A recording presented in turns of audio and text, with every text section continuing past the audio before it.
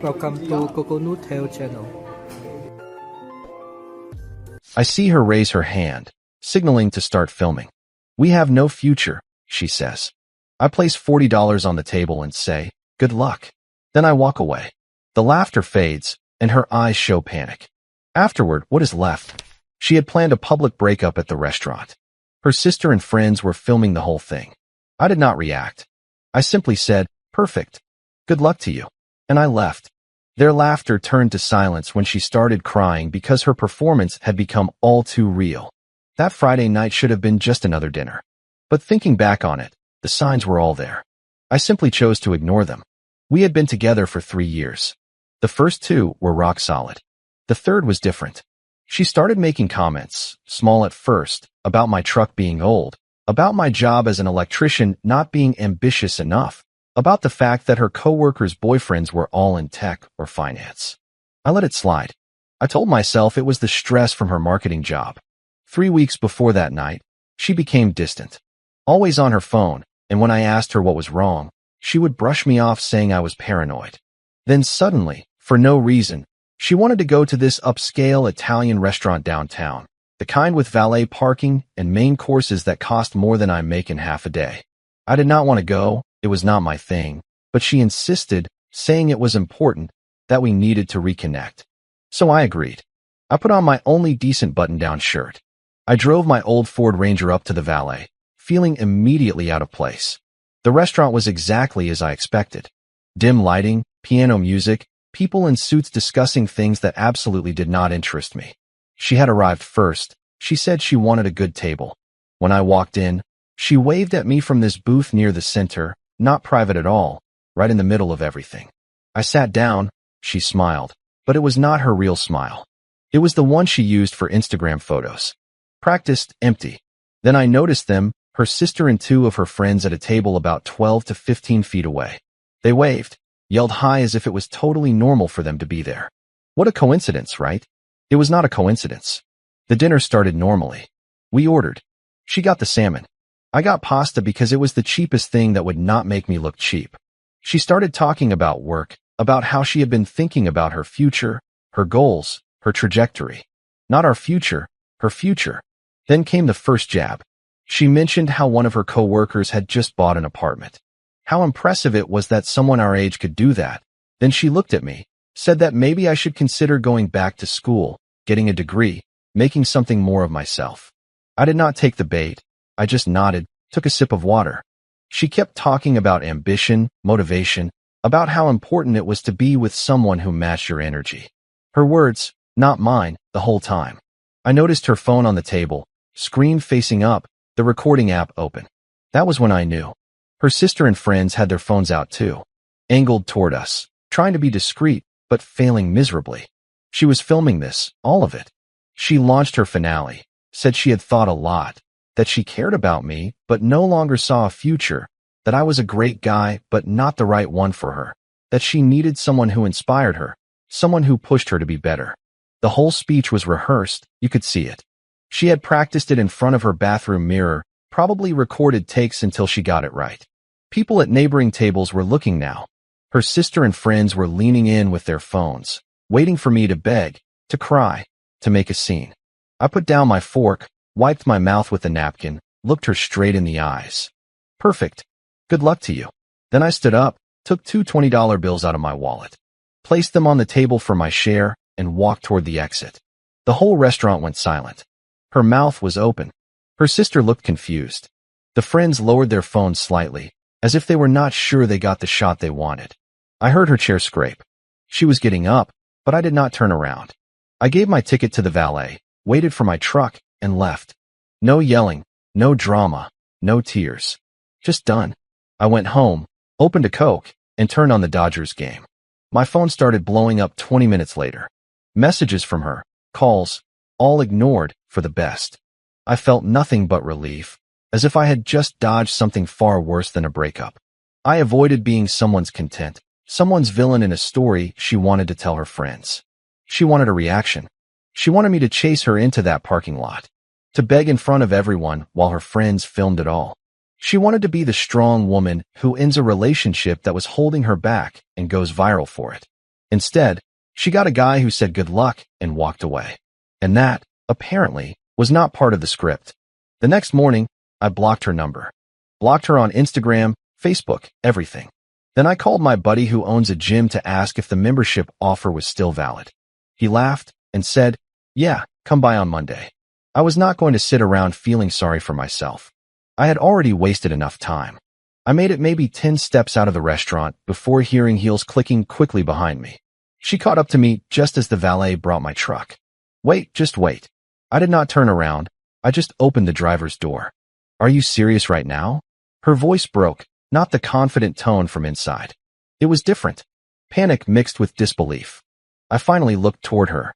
Mascara already running. Phone still in hand. "What do you want? You are not even going to fight for this." "For us." I almost laughed. "You just ended things in front of your friends while they were filming. What exactly am I supposed to fight for? I thought you loved me." "I loved you, past tense. You made your choice. I respect it." She stepped closer, blocking my door. "Are you really going to throw away 3 years just like that?" "I am not throwing anything away. You already did that inside. I am just accepting reality." Her face twisted into anger now. "You know what? This is exactly why we do not work. You do not care. You never cared enough to fight for anything." I looked behind her. Her sister and friends had come outside, standing near the restaurant entrance, watching, probably still filming. "You got what you wanted," I said calmly. "I am out of here." I got into the truck. She stayed frozen while I backed up. In the rearview mirror, I saw her standing in that parking lot, arms wrapped around herself, while her friends slowly approached her. Their excited laughter from inside the restaurant nowhere in sight. The weekend was quiet. Too quiet, but I kept busy. Cleaning the house, fixing the leaky faucet that I had put off, meal prepping for the week, normal things, things that kept my hands occupied.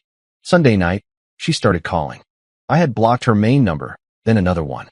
I recognized the pattern and let them all go to voicemail. Did not listen to a single one. Monday morning, she showed up at my place. 7 in the morning. I was about to leave for a job site when I saw her car in the driveway. I walked to my truck without acknowledging her. She got out, looking disheveled, no makeup, sweatpants, hair in a messy bun. "We need to talk." "No, we do not." I unlocked my truck. "Please, I made a mistake." I turned to her. "You did not make a mistake. You planned all of this." "For how long?" 2 weeks. 3. She looked down. "That is what I thought. You wanted to humiliate me, make yourself look good on camera. Except it did not turn out like your script." "I was not trying to." "Yes, you were. And now you are upset because I did not play along.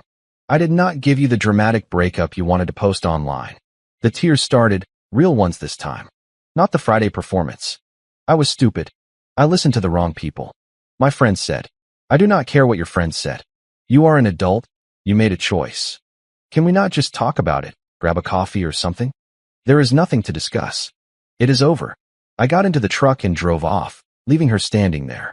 That evening, my buddy called me, the one who saw everything happen at the gym. Turns out mutual friends were talking. Apparently, she had been planning the restaurant breakup for over a month, had chosen the spot specifically because it was fancy and public, had told her sister and friends exactly what she was going to say and when. They were supposed to film everything so she could post it later. The plan was simple. End things dramatically. Frame it as if she was this empowered woman leaving a relationship that was holding her back. Get thousands of likes and comments supporting her bold move. Except I ruined that by not reacting, by just walking away, and now people were asking questions. Why would someone spend a month planning a public breakup? What kind of person does that? Her friends were taking heat too. Comments on their pages asking why they were filming someone getting dumped, asking if they had nothing better to do. The narrative she wanted to control was slipping away from her. Fast forward to Wednesday. Her sister texted me from a number I had not blocked. She said she was sorry, that she felt terrible about Friday, that she did not know it was going to be like that, which was absolute nonsense because she absolutely knew. But whatever, she also said her sister was a mess. Was not eating, was not sleeping. Obsessed with the fact that I was not talking to her. I did not reply. Thursday, she tried to show up at the job site. My supervisor saw her first, asked if everything was okay. I told him it was an ex who could not take a hint. He had her escorted off the property, said that if she came back, he would call the police for trespassing. That finally seemed to work. The appearances stopped, the calls stopped, everything went quiet. But I knew better. It was not over, not really. Because the one thing I had learned about her in 3 years was this. She never let go of control. And right then, I was the only thing she could not control. That weekend, I went to a bar where local musicians played, a place called the Backroom. I used to go there all the time before we dated. Stopped because she hated it, said it was too loud, too crowded, not her thing. I grabbed a Bud Light, found a spot near the stage, and just listened. Guitar, drums, decent vocals, the kind of music that hits different when you are finally free from someone who never appreciated it. A woman next to me at the bar smiled, said she came here every Friday, asked if I used to play. It has been a while. You should get back into it. Simple conversation. Nothing heavy, just two people talking about music. And for the first time in months, I felt like myself again, not someone trying to be ambitious enough or impressive enough or enough of anything. Just me. I left that bar feeling better than I had in a long time. Did not get her number, did not try to, just enjoyed a normal Friday night without the weight of someone else's expectations crushing me. When I got home, there were 3 missed calls from yet another different number. I blocked it, deleted the voicemails without listening. She wanted her performance to mean something, wanted it to validate her. Instead, it just showed everyone exactly who she was. And I was completely fine with that. 2 weeks after that Friday night, I was back at the Backroom. It became my regular spot.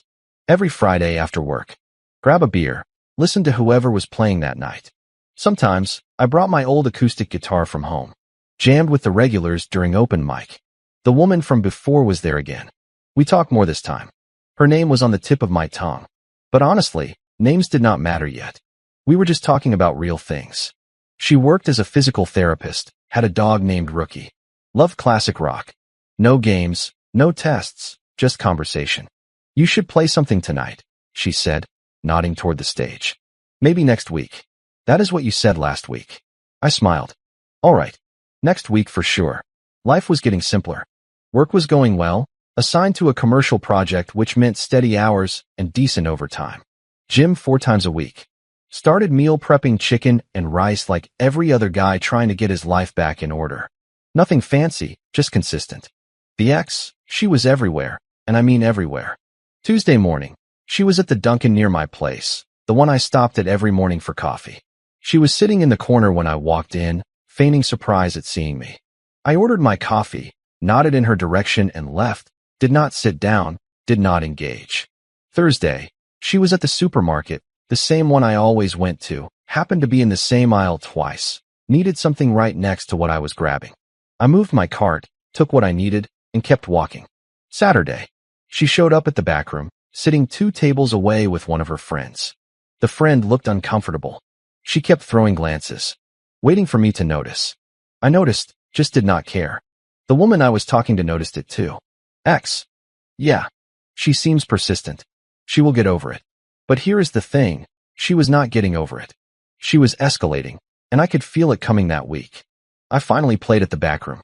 Nothing crazy. Just an old Eagles song I had practiced. The crowd was small but supportive. A few regulars clapped. Someone bought me a beer afterward. It felt good to do something for myself again. The woman was there. Told me I did great. We talked longer that night. She asked if I wanted to grab food sometime. Not at an expensive place downtown, just burgers and fries at a local spot. I said yes. We met up that Wednesday, a place called Ray's Diner, the best cheeseburgers in the county. We talked for 2 hours, about everything, about nothing. She told me about her last relationship. How the guy could not handle that she made more than him. How he got weird about it, making little comments until she ended it. Sounds familiar, I said. People get insecure, she said. They take it out on the wrong person. We left the diner around 9. I walked her to her car. No forced moments, no awkwardness, just genuine conversation and plans to do it again. I drove home feeling lighter than I had in years. Then Friday arrived. I was at the Backroom again. She met me there. We took our usual spot near the bar, ordered drinks, settled in for the evening. That was when the ex walked in, but this time she was not alone. She brought her sister, and she came straight to where we were sitting. Hi. Her voice was shaking, nervous energy radiating from her. Hi, I said flatly. She looked at the woman next to me, then back to me. Can we talk for just a minute? There is nothing to say. Please, I just need 5 minutes. The woman next to me touched my arm lightly. I will give you guys some space. You do not have to, I said. It is okay. I will be at the bar. She left. I stayed seated. The ex sat in the empty chair across from me. Who is she? Does it matter? Are you seeing her? Does it matter? She bit her lip. Eyes already watering. I miss you. You do not miss me. You miss having control. That is not fair. Is it not? You orchestrated a whole breakup, filmed it, planned to post it online, and now you are upset because I moved on. I made a mistake. I told you that, and I told you we were done multiple times. Yet here you are, showing up everywhere I go. What do you want from me? I want another chance. I leaned back in my chair, looking at her clearly. You humiliated me in front of people on purpose. You wanted to make me look small to make yourself look big. That is not a mistake. That is a choice. I listened to the wrong people. You are an adult. Stop blaming your friends. Her sister approached the table, clearly uncomfortable. Come on, let's just go. The ex ignored her, kept staring at me. So that is it. 3 years mean nothing. They meant something. Past tense. You ended it. I accepted it. Move on. She stood up, hand shaking. You are different. You are not the same person. You are right. I am not. She left with her sister.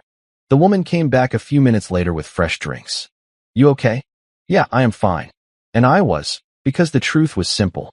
I no longer felt anything for the ex. No anger, no sadness, not even satisfaction. Just indifference.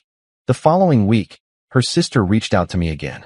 This time, she genuinely apologized, said she felt awful about that night at the restaurant, that she had tried to talk her sister out of it, but was shut down. She admitted that her sister was obsessed, checking my social media constantly even though I had blocked her, asking mutual friends about me, driving past my house. She is not well, the sister said via text. I think she needs help, real help. I did not reply. No longer my problem. That Friday, I played 2 songs at the backroom.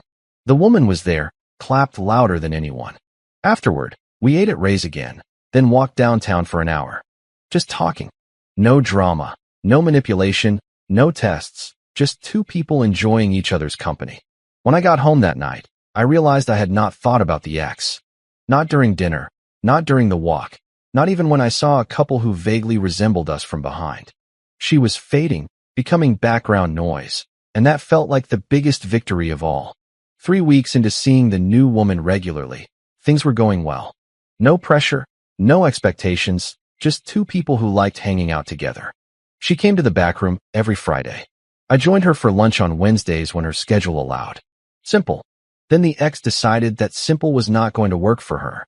It was a Friday night. I was on stage doing my usual set. 3 songs, nothing fancy, just me and my acoustic guitar. The woman was at our regular table, smiling, recording a short clip on her phone for me to see later. Halfway through the second song, the door opened. The ex walked in, not dressed like she was there to hang out, dressed like she was there to make a statement. Heels, tight dress, full makeup. Her sister trailing behind, looking like she wanted to be anywhere else. I saw her immediately, but kept playing. I was not going to give her the satisfaction of stopping in the middle of a song. She walked straight to the front, planted herself right in front of the small stage, arms crossed, staring at me with this look of half desperation, half rage. I finished the song. Applause from the crowd. I was about to start the third one when she spoke loud enough for everyone to hear. You are unbelievable. I put down my guitar. Can I help you? You moved on so fast. 3 years together, and you are already with someone else. The bar went quiet. Everyone was watching now. The woman at my table looked uncomfortable, but stayed seated. We broke up, I said calmly. Remember? You made sure everyone knew. I made a mistake, and you threw me away like I was nothing. You orchestrated a public breakup, had it filmed, tried to humiliate me. What exactly were you expecting?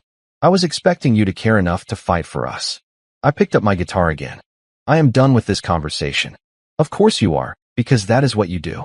You run away, you give up. You are a quitter. The bartender started approaching her. She saw him coming and raised her voice even more. You used me for 3 years. You made me believe we had a future, and then you just walked away. I looked her straight in the eyes. You ended it, not me. You wanted a show. I gave you an exit. Now you are angry because I took you seriously. That is not what happened. That is exactly what happened, and everyone here knows it. The bartender reached her. Ma'am, you need to leave. I am not done talking. Yes, you are, I said. You can leave on your own, or he will help you. Your choice. Her sister grabbed her arm. Come on, let's just go. The ex pulled away but started walking toward the door. Stopped halfway, turned around one last time. You are going to regret this. I really will not. She left. The bar stayed quiet for a few seconds. Then someone in the back yelled, play the next song. A few people laughed. The tension broke. I finished my set, stepped off the stage. The woman came over immediately. That was intense. Sorry you had to see that. Do not apologize, you handled it perfectly. We stayed for another hour, had a few drinks, talked about literally anything other than what had just happened. When we left, I walked her to her car as usual. Does this bother you? I asked. The drama, I mean. Should it? I do not know. Some people would not want to deal with it. She smiled. You did not create the drama. She did. Big difference. That made me feel better than it probably should have. The weekend was quiet, too quiet. Monday morning, I got a text from an old friend, someone I had not heard from in months. Hey man, what is going on with you? I called him. What do you mean? Your ex is telling people some untrue things. Saying I had been controlling, that I had isolated her from her friends, and that the situation had turned difficult when she tried to leave. My stomach tied in knots. She is saying what? Yeah. Heard it from 3 different people this weekend. Thought you should know. I hung up and immediately called another mutual friend. Same story. The ex was spreading false claims, painting herself as the victim. Complete fiction. Tuesday. It had spread to at least a dozen people. Some believed it, some did not. But even the ones who did not fully believe it were asking questions. Where there is smoke, there is fire, right? Wednesday, I got a message from her sister. I am sorry. I tried to stop her, but she is not listening to anyone right now. She is telling people you hurt her emotionally. I know it is not true. I was there, I saw everything. But she has convinced herself that it is the only way to get people on her side. I replied for the first time. Let her dig her own grave. She is going to keep going. You need to know that. Let me worry about that. That Friday, I was back at the back room. Fewer people than usual. Word had gotten around. Some did not know what to believe. Easier to avoid the situation entirely. The woman showed up anyway, sat at our table, ordered her usual drink. You okay? She asked. Been better. People are talking. Yeah, I know. For what it is worth, I do not believe it at all. Why not? You barely know me. She shrugged. Because if you were really like that, I would have seen signs by now. Controlling guys do not let their girlfriends have space. They do not stay calm during confrontations. They do not walk away. They escalate. You did the exact opposite of all that. It made sense when she put it like that. That night, one of the bar regulars pulled me aside. An older guy who had been coming to the back room for 20 years. I heard what she is saying about you. Yeah, join the club. Here's the thing. I was here that night. I saw the whole blow up, saw how you handled it. That was not the behavior of someone who crosses lines like that. That was someone who was fed up with the situation. I appreciate that. More than that, people remember the restaurant thing. We all saw the video before she deleted it. She ended things, filmed it, her friends posted it. Then when you did not react the way she wanted, suddenly you are the bad guy. It does not add up. He was right. And slowly, other people were starting to realize that too. By the end of the week, the tide was turning. People started asking for proof, screenshots, anything. She had nothing, because there was nothing. Just accusations built on desperation. Her friends who were in on the restaurant plan started distancing themselves, deleting old posts, untagging themselves from photos with her. They realized that being associated with her was becoming a liability. The sister texted me again. She is losing it. Everyone is turning against her. I do not know what to do. I finally replied. Me neither, but it is not my problem to fix. And it was not. She made her choices. Now she was living with them. The lies crumbled faster than she could rebuild them. Turns out that when you make serious claims without any proof, people start to question your credibility. Especially when there is a video proving that you orchestrated a public scene. Someone had saved the original restaurant video before she deleted it. Posted it on a local forum with the caption, "This is the same woman who now claims to be the victim. Explain this to me." The comments were brutal, people calling her manipulative, someone who bends the truth. Some even recognized her friends from the video and started commenting on their pages, asking why they had participated, why they recorded it, why they thought any of this was acceptable. Her friends went private, stopped posting. One of them even made a public apology, saying she regretted her involvement and had not realized how serious it was at the time. Classic damage control. The ex tried to double down, made a long post about how people did not understand the whole story. How what happened at the restaurant was her finally standing up for herself. How I had been subtly controlling for years, and she had just snapped. Nobody believed it. The post got maybe 12 likes. Mostly from people who knew neither of us. The comments were turned off within the hour. Her sister called me, not texted. A real call, breaking down. She said, she has not left her apartment in 4 days, is not answering anyone's calls except mine. I am worried about her. I am sorry she is going through that, but it is not my responsibility. I know. I just thought you should know. Why? What do you want me to do? Silence on the other end. Then, nothing. I guess I just needed to say it to someone. We hung up. I felt bad for the sister. She was stuck cleaning up a mess she did not create. But it was not on me either. That week, the woman and I went to a different bar, a place on the other side of town. Quieter, less history. We grabbed a booth, ordered wings and beer. Just enjoying the evening. How are you holding up? She asked. Better. The drama is dying down. Good, you deserve that. We talked about normal things. Her job, my upcoming project at work. Plans for the weekend. No mention of the ex, no mention of the chaos from the past month. Just two people existing without baggage. I realized then that I liked her, not in the desperate way I had felt with the ex toward the end, not trying to prove something or live up to expectations, just a genuine liking. Hey, can I ask you something? She said. Go ahead. Why did you not fight back when she was spreading all those claims? You could have defended yourself publicly, made your own post, set the record straight. I thought about it. Because defending myself would have given her exactly what she wanted, attention, engagement. Proof that she still mattered to me. The best response was no response. She nodded slowly. Smart. Learned it the hard way. 2 weeks later, I ran into one of our old mutual friends at a gas station. We had been good friends before the breakup. He had gone quiet after everything that happened. Hey man, he said, walking toward me while I was filling up my truck. Listen, I owe you an apology. I heard what she was saying, and I did not know what to believe at first. But then people started bringing out proof, showing the videos, showing the timeline. I should have trusted you from the start. It is okay. It is not, but I appreciate you saying it. For what it is worth, most people know the truth now. She burned a lot of bridges trying to make you look like the bad guy. How is she doing? He shrugged. Not great from what I hear. Lost most of her friend group. People do not want to be around someone who bends the truth like that. Her job is going fine, I think. But socially, she is pretty isolated. A part of me felt bad. The other part remembered standing in that restaurant while she performed for the cameras.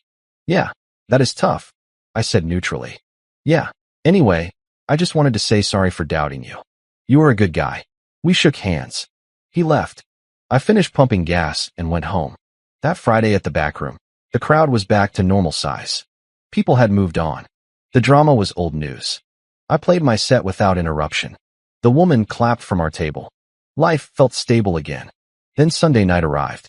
I was at home watching football. Rams versus Cardinals. Tight game. Fourth quarter. My doorbell rang. I looked through the peephole. The ex standing on my porch. Alone, looking like she had not slept in days. I opened the door, but did not invite her in. Stood in the doorway. What do you want? I need to talk to you. There is nothing to say. Please, just listen to me. I sighed. You have 2 minutes. She took a shaky breath. I messed up everything. The restaurant, the claims, all of it. I was hurt and angry, and I wanted you to feel what I was feeling. But it backfired, and now everyone is turned away, and I do not know what to do. That is not my problem. I know it is not, but I need you to know that I am sorry. Truly sorry. I wish I could take it all back. You cannot. I know. We stood there, her waiting for something. Me, having nothing left to give. Is there any chance? No. You did not even let me finish. I do not need to. The answer is no, to whatever you were going to ask. No second chances, no forgiveness, no staying friends. Just no. Her face crumpled. I loved you. You loved controlling me. There is a difference. That is not fair. You humiliated me on purpose. Tried to damage my reputation when I moved on. Fair does not exist here anymore. She wiped her eyes. I am truly sorry. I believe you, but it does not change anything. She stood there a few seconds longer, then nodded, turned around, and went to her car. Drove away. I closed the door, went back to the couch. The game was tied. Now, overtime coming up. My phone buzzed. Text from the woman. Still up for lunch tomorrow? I smiled. Replied, yeah. Noon, perfect. I put down my phone. Watched the Rams kick a field goal.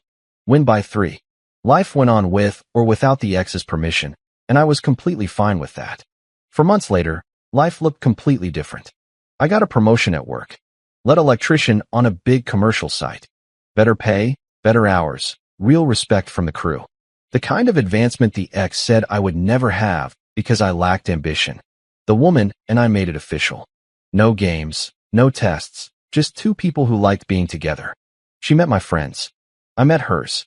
We went to Dodgers games, grabbed dinner at random spots, spent weekends doing absolutely nothing special, and it was perfect. The ex became a ghost.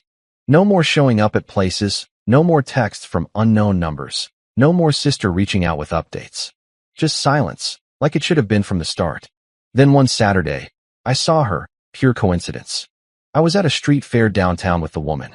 Live music, food trucks, a few hundred people walking around. The ex was there, standing alone near a taco stand, scrolling on her phone. She looked smaller somehow, as if the confidence she carried had evaporated. She looked up. Our eyes met for half a second. She opened her mouth as if she might say something, then closed it, looking back at her phone. I kept walking. The woman next to me did not even notice. We got tacos from another truck, listened to a cover band playing old rock songs, laughed, danced terribly near the stage. Normal Saturday things. I did not think about the ex again that day. Not when we got home, not when we watched a movie that night, not at all. Because here's what I learned. Walking out of that restaurant was not just ending a relationship, it was refusing to participate in someone else's manipulation. Refusing to be the villain in a story designed to make her the hero. She wanted a reaction, wanted me to beg, to chase, to prove that I cared about her. Instead, I showed her something more powerful, indifference. Not the fake kind, not the petty kind. The real kind that comes when you truly stop caring about someone's validation. The ex spent months trying to rewrite history, playing the victim, trying to get people on her side. But the truth does not change just because you want it to. And eventually, everyone saw through it. Did she learn anything? I do not know. I truly do not care. That is her journey now. Mine is with someone who does not need me to be more than I am, who does not test me, or play games, or orchestrate drama for social media. Someone real. And that night at the restaurant when I stood up and said, "Perfect, good luck to you," I did not realize I was also saying it to myself. Good luck moving forward. Good luck finding something real. Good luck leaving behind someone who never appreciated who you were. Sometimes, the best response is not a response at all. It is just living well, building something genuine, and never looking back. I never did. Comment. I wanted to share what this story made me think deeply about. Walking away with dignity and without making a scene taught me the true meaning of self-respect. You don't have to fight or perform to prove your worth to anyone. Setting firm boundaries is one of the kindest things you can do for yourself. Choosing peace over chaos is a powerful form of personal responsibility. Healing often begins the moment you stop engaging in situations that drain you. I believe surrounding yourself with genuine people who don't play games makes all the difference. It's okay to prioritize your own well-being without guilt. Real strength shows up in quiet consistency and moving forward gracefully. I hope this encourages you to choose yourself and protect your peace every single day. If you like the stories, don't forget to leave a comment and support the channel by subscribing. See you in the upcoming stories. Thank you for taking the time to watch and support our channel. It shocking means a lot to us.